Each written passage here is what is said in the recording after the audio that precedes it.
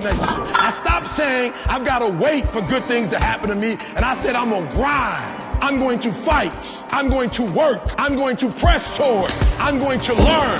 I'm going to do everything in my power every single day. I'm going to do everything in my power to become a victor and not a victim. What is going on, guys? Back with another video, and in today's video I'm going to be covering the topic of squat shoes, and more importantly powerlifting shoes with the heel on them, and basically if you need them, what they're good for, if they're worth it, and all stuff like that. So I recently just ordered a pair from Adidas, as you guys can see, and they are a retail of $140 plus tax. However, they are currently on sale for this colorway on adidas.ca, which I'm in Canada, so I use .ca, for $80 plus tax of like $10, so they're around 90 bucks.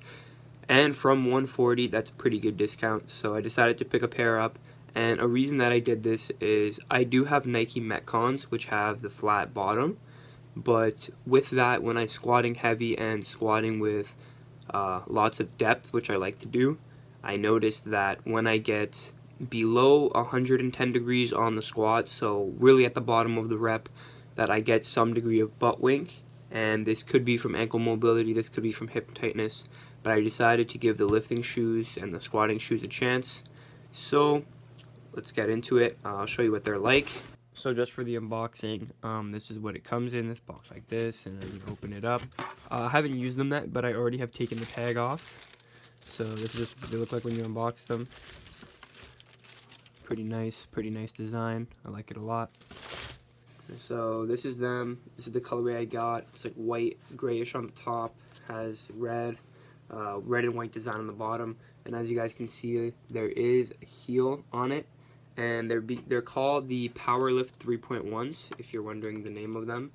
And basically, so what it does is, as you can see, it's flat on the bottom. However, there is a heel, there is an inch heel here, and what it does is it allows your foot to be elevated, the back of your foot, with keeping the flat bottom to allow you to go to greater depth and overall just avoid butt wink and stuff like that.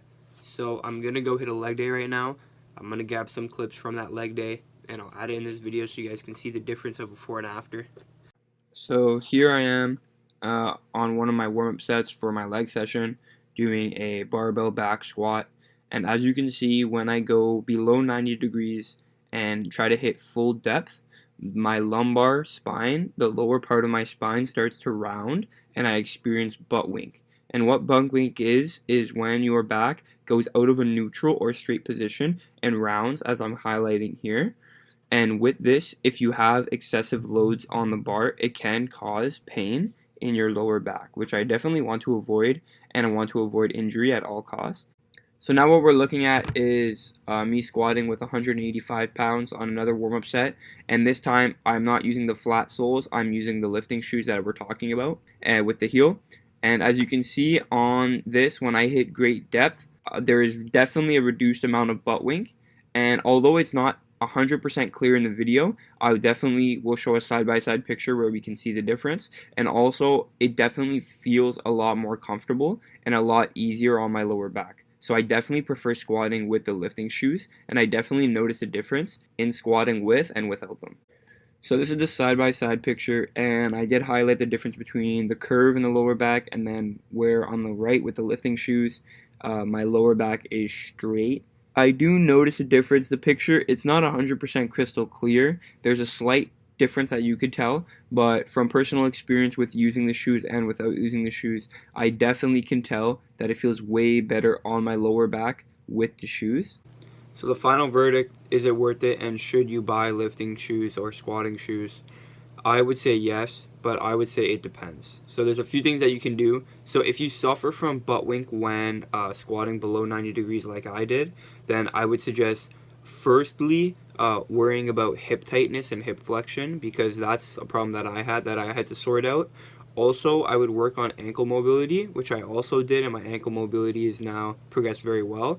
And I still was experiencing butt wink after both of these things that I improved on. So I would suggest that you work on those two things first, and then if you still have the problem with butt wink like I did, then either you have to partial your reps. So I would suggest going either to 90 or slightly below 90, but you won't be able to get ass to grass and full depth on your reps unless you purchase the squatting shoes like I did.